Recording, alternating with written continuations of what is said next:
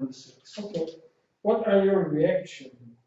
What are your reactions to the three hygienes: physical, mental, and consciential? To indifference, to self-flagellations, to narcissisms, and physical deficiencies. So he is asking about your reactions, and specifically to three levels of hygienes: physical, mental, and consciential. When you're faced with some of those situations, not only you are faced with it, but how you respond, right, to indifference. How are you towards self-flagellations? Indifference, when someone is indifferent to you, right? When someone, doesn't give. Some people say that the worst energy that people can receive is indifference. It's worse than when people are aggressive to you. Some people have said that in the past. Self-flagellations. You tend to, there are some young people now with depression and everything that cut themselves.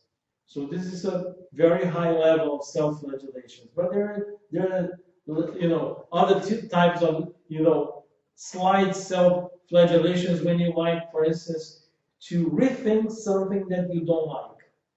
If you cannot control your mind and you think and you think and you think about something that you don't like or you're bothered with, this is very bad, and this has to do with mental hygiene and also consciential hygiene.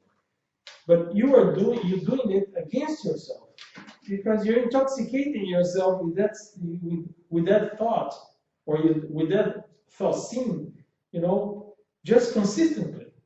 So this is something to think about. Also narcissism, when you think of yourself too much, everything on yourself, is the center of the universe. Everything is good, and you're too much worried, too much self-centered, right?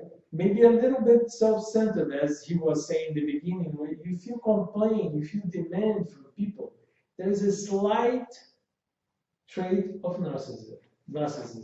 That usually is good in children, but in adults, not very good. So you need to think about it. And what about physical deficiency? How do you go about that? How do you react to other people, and how do you react about your physical deficiencies? Everybody has some kind of physical deficiency. I used to say in the past that compared to Mark Spitz, I used to swim. So compared to Mark Spitz, I was always a deficient, right? So I'm still a deficient. So compared to everybody else, so nothing changed. Just what changes the level of deficiency. So how do you deal with it? That's something to think about. Yeah. How do you deal with that? So, and how to deal with that change throughout one life. You may have been able to used to do something very well, and now not so much. Not so much. And you need to maintain your mental hygiene and balance. Yes. That's about how you cope with those things. So the hygiene has to do with that. What's the repercussion in your mental state, in your psychic state, in your physical state? What do you do?